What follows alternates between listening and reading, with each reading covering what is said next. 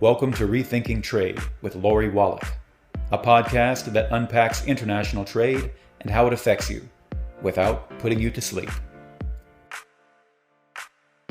Welcome, everybody, to Rethinking Trade with Lori Wallach. I'm Lori Wallach, and today we are honored to have Fatima Hassan joining us from Cape Town, South Africa, and Sangeeta Shashikant joining us from the UK. These two women lawyers are amazing advocates during the COVID crisis. Fatima founded the Health Justice Initiative in Cape Town. She's a South African human rights lawyer and social justice activist, and she was just awarded the prestigious Calgary Peace Prize for 2022. Sangeeta is the legal advisor and coordinator for development and intellectual property at Third World Network, the amazing global organization of lawyers, advocates, and scholars fighting for justice in the global economy. Sangeeta is based in the UK, but spends a lot of time in Geneva, Switzerland, at the World Trade Organization, fighting for a more just and equitable economy and access to medicines. And so these two amazing women have played a key role in the fight to get the World Trade Organization out of the way of access globally to COVID-19 vaccines, treatments, and tests. From day one, they've been involved, and today we're going to hear what the latest is, because there's a lot of confusion.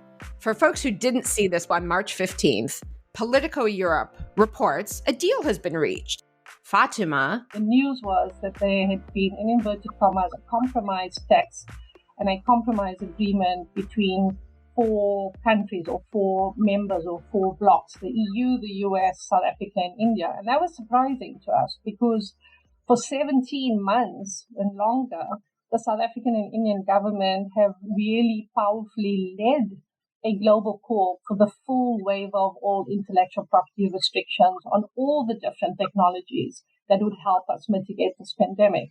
And so when you ask the question of what exactly happened, to us, it appears that there was an attempt by the Secretariat of the WTO to steamroll a compromise to get what's called a negotiated settlement on terms that are really favorable to only the pharmaceutical industry and to certain political forces, particularly the EU and to some extent the US. Sangeeta, can you just unpack a little bit for the listeners what was in that text? So discussions in the WTO on the TRIPS waiver proposal have been stalled, largely because of the positions of the EU. And the US has also not really contributed much to the discussion. And this has been for most part of 2021, even after the US offered support for an IP waiver for vaccines.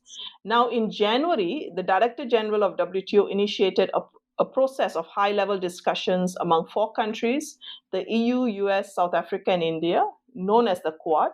And in mid-March, we saw a text was leaked in the media. And this text reflected the lowest common denominator, the hardline position of the EU that has been opposed to waiving IP barriers, as you have mentioned, and the US insistent that any text must be limited to vaccines. Although domestically, US is very clear that therapeutics and diagnostics are key to addressing COVID-19 pandemic. When President Biden just said that in his State of the Union address a couple months ago. Exactly, as part of the test and treat strategy. But worse still, the text contains several additional obligations that makes it more difficult to override IP barriers. It does not address the need to override the barriers to accessing know-how. So the leaked text was wrongly presented by the media as a compromise text arising from the Quad discussions. But now we know there has been no agreement on the text. India and South Africa have not agreed on the text. On 16th of March, the WTO Director General clarified there was no agreement on the text. Later on, the United States Trade Representative Catherine Tai has confirmed there has been no agreement on the text. So let me just underscore something to make sure everyone heard what you said. Parts of this leaked text actually made things harder, worse, added complications beyond the existing WTO complications. Not only didn't it make it better, it made it worse? Yes, there are parts of this text that has actually made it more difficult to override the intellectual property barriers because it added additional conditions that had to be complied with, which does not exist in the existing TRIPS agreement. So, Sangeeta, practically, how does it work with these WTO rules? How does that pose a barrier that you're saying the waiver could get out of the way so more people could get meds? So we see in this COVID-19 pandemic, there are some very important tools we need to prevent and treat COVID-19. And these are in particular vaccines, therapeutics, and diagnostics. So what we are really dealing with is a novel pathogen. There are many, many unknowns. But what we do know is that we are dealing with a virus that is constantly mutating with the potential for new and more lethal variants. So many experts have pointed out it's not a matter of if, but when we will see these new and more lethal variants. TRIPS agreement, the trade-related aspects of intellectual property rights, this international agreement sets the standards on intellectual property that all WTO members have to follow. And these standards on intellectual property would cover categories of intellectual property such as patents, trade secrets, copyright, industrial designs, and others. And each of these technologies, be it vaccines, therapeutics, diagnostics, and other medical products that will be needed for COVID-19, that have been needed for COVID-19, each of these technologies are protected by different categories of intellectual property. So you might have a medicine with many patents on it. And when there are patents, what you will find is that the patent holder, and this would be big pharma, would have monopoly, and no other local manufacturer can manufacture the product and make it available without the consent of the patent holder. So these are the monopolies that will actually hinder the scaling up of manufacturing. In the case of vaccines, not only would you have patents, you would also have trade secrets because a lot of the know-how in the manufacturing of vaccines is protected by trade secrets. So these WTO monopolies, seems like the opposite of free trade right there, help the big pharmaceutical companies basically limit supply and keep the prices high. Fatima? Let's take a step back. You'll remember last year we all got really excited when the Biden administration announced that they would support a partial waiver in relation to vaccines. So a year later, the news was that there had been, in inverted commas, a compromise text. And in the days subsequent to that, it transpired that the South African and Indian government did not actually sign off on what's called the leak tax and do not support it, and they haven't signed off on it. And the US actually indicated that there was no agreement on the tax. So obviously, there's a lot of confusion, and I think it points to what civil society has been saying in the last few weeks, that there is an attempt by the WTO to do two things: to make itself relevant in this pandemic, because for the last 18 months it's been unable to do so. It's actually been an obstacle to meaningful access for many of us here in Africa.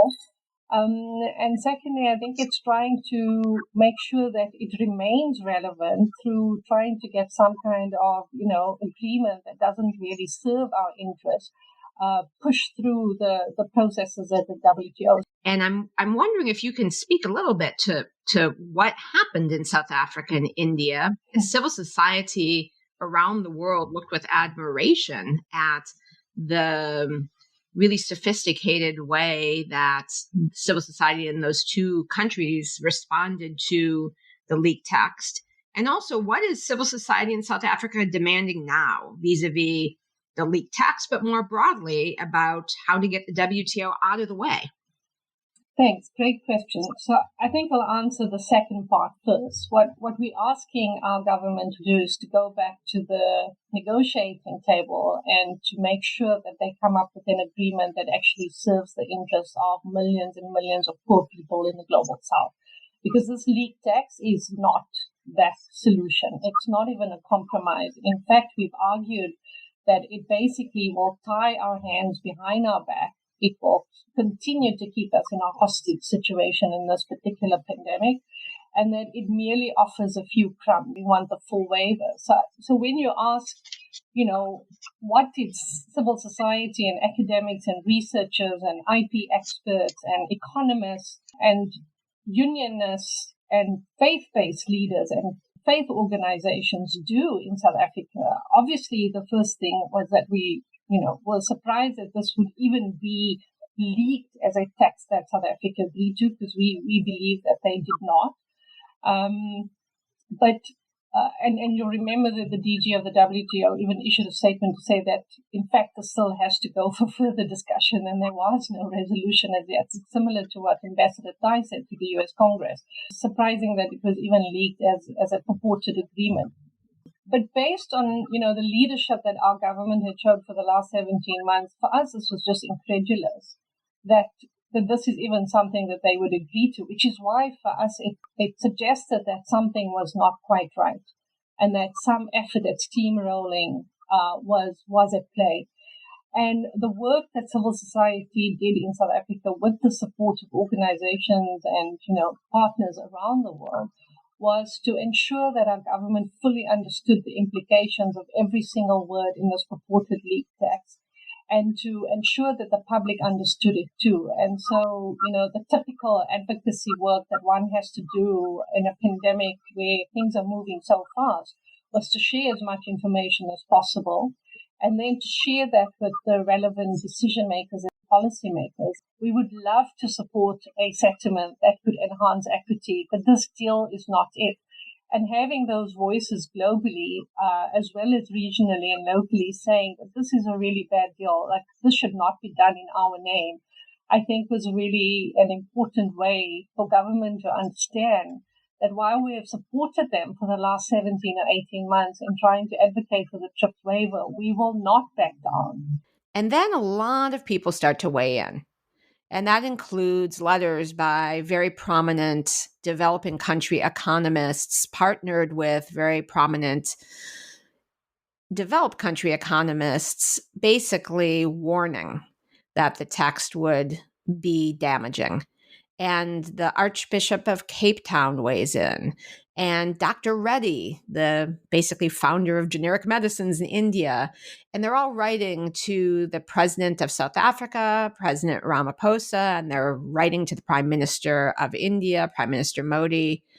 And civil society organizations and scholars are doing petitions to their governments in those countries and sending letters to their governments. And the sunshine that gets injected on what that actual text means is, for everyone, a lesson in what actually folks can do as scholars, as activists, as citizens, when there's a really important policy matter. Because really, it was an effort of scholars, of activists around the world to really spotlight what really was going on, that made sure that a text that would have maybe made things even worse than the status quo didn't accidentally get enacted. We've reached a position where South Africa and India and other countries in the global south are saying, hey, hang on a minute, this is not the text that we agreed to, and this is not what we support. So one day we hope we'll get to the bottom of what actually happened and why this was leaked as a version that purported to be of those four, the EU and the US, South Africa and India. But your guess is as good as mine. So it sounds like good news that South Africa and India, and it sounds like the US also didn't support this so-called stampede text. I guess the idea was to try and make believe it was a compromise, so it became a compromise. But then what happens next? Because we still got these WTO barriers in our way. And as you've pointed out, until the whole world has access to these medical tools, everyone's at risk. So first of all, what's the next step? Well, I would like to say that apart from South Africa, India, US, we have, I think many developing countries would find the text extremely problematic. It is a departure from the globally supported proposal to waive intellectual property obligations so that they are not a barrier to production and access in developing countries. In fact, the text would not even qualify as a TRIPS waiver or anything really meaningful in trying to address intellectual property barriers. And as I've mentioned, it adds conditions, makes it more difficult for countries to override IP barriers. It does not address the key issues that are needed to access know-how. So in short, it will be further hindering production and access. That should go in the recycling bin and they should go back to the original text. Yes, we have to go back to the original text. We are trying to address a concrete problem, which is intellectual property barriers. And there is a very significant proposal, a real proposal that has been globally supported, that has been discussed extensively, the waiver proposal. And we just need a temporary waiver to address the key intellectual property barriers. And I just want to throw in here that this waiver business is not like a unicorn. There are waivers all the time. I guess that's a kind of a hard deadline is the WTO is theoretically going to have, third time might be the charm, it's been canceled twice because of COVID, is maybe going to have its ministerial conference, which is its big decision-making meeting in the middle of June. What do you think is going to happen? Do you see some prospect for something helpful happening to get the WTO barriers out of the way as we head towards this big WTO confab? So the WTO Director General is likely to send the text to the TRIPS Council. This is the committee that deals with IP matters in the WTO for further discussions. It does concern us and it does worry us that there is an effort, we believe, by the WTO Secretariat in particular, to now table this leaked text as its version of a so-called agreement. But I think, thankfully, we've reached a position where South Africa and India and other countries in the global south are saying, hey, hang on a minute, this is not the text that we agreed to, and this is not what we support. And then all the member countries can kind of have at it. Yeah, it gives WTO members a very important opportunity to deliver a real and meaningful waiver outcome to get WTO IP barriers out of the way. We have to see what will happen, but it is a real opportunity for WTO members to do something meaningful to address access. So it's going to be an interesting dynamic if this text that isn't a waiver and doesn't really fix things and could make things worse is put into committee when so many of the countries actually support the thing that could be effective, and that's the real deal. The waiver proposal has 65 co-sponsors, but beyond the 65 co-sponsors, there are many other WTO members that support the waiver. And once it's brought to the TRIPS Council for discussion, I think it is important to firstly amend the proposal so that it would reflect the original intent and the vision of the waiver proposal, because the original vision and intent of the waiver proposal was straightforward waivers of intellectual property obligations so that we can get intellectual property barriers out of the way so that manufacturers can have the freedom to operate. They can immediately enter the market. They do not have any fear of, the risk of potential intellectual property infringement. They have the freedom to operate and they can enter the market.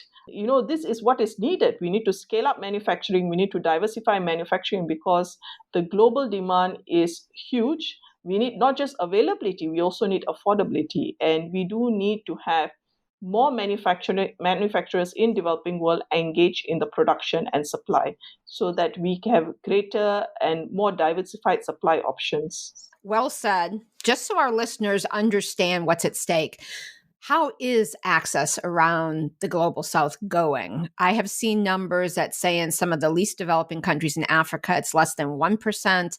On average, it's maybe 12% for vaccines. And it looks like half the world just can't even get access to the treatments we know are life-saving. What practically is at stake here? If we look at vaccines, vaccination in low-income countries is very, very low, especially in Africa, which has a lot of low-income countries, and there the rate is extremely low, and that continues to be a threat for the mutating virus. We are likely to see even more lethal variants as large parts of the world are not vaccinated. But beyond low-income countries, what we know is that 2 rounds of vaccination is not sufficient. We need an additional dose. We will potentially need revaccination with new generation vaccines, because the vaccines do not prevent transmission. So we will need therapeutics if you want to have a sustainable economy and economy that continues to be open, to avoid lockdowns. You want to protect livelihoods and lives. We will need access to therapeutics. This is really a key point. Because for all the happy sales job we're hearing from pharma and certain governments, it's not like this is a one and done. Sangeeta's point is we need this capacity for the long term. In the face of a global deadly pandemic that has killed 15 million people, at least worldwide, according to the World Health Organization, the World Trade Organization's intellectual property monopolies that protect big pharma have been in the way of saving people's lives. So now is the moment we really need to actually adopt this waiver despite its potential. And many experts around the world, civil society, Nobel laureates, legal experts have all agreed that it has great potential to contribute to controlling the spread of COVID-19. Unfortunately, WTO has delayed and dragged its feet on this matter. The WTO for us is an obstacle. For 18 months, it has not been able to come up with a consensus on the original TRIPS waiver proposal. It has dragged the negotiations out, and now, incredulously, it wants to say to us that this is the best deal that there is on the table and that we should accept it. It is an obstacle, and it is so enraging for us as activists in the global south who have had to wait and wait for vaccines, and many of us are still waiting in our countries for even our first shot or even our second shot, to have to go and beg at the WTO, which is a trade body, to ask the WTO to give us a solution into this pandemic instead of the World Health Organization. We live in a perverse world if we have to be beholden to an international system of trade rules to be able to get access to life-saving technologies. There is something wrong with the fact that for 17 and a half or 18 months, they haven't been able to get this waiver passed when 100 countries support it, when there are at least 65 co-sponsors. I mean, how can you have a WTO system that is totally beholden to the interests of 4 or 5 countries that continue to block the TRIPS waiver because of the interests of, a handful of pharmaceutical companies who are unelected, who are unaccountable, and who are really not interested in the lives of poor people in the global south?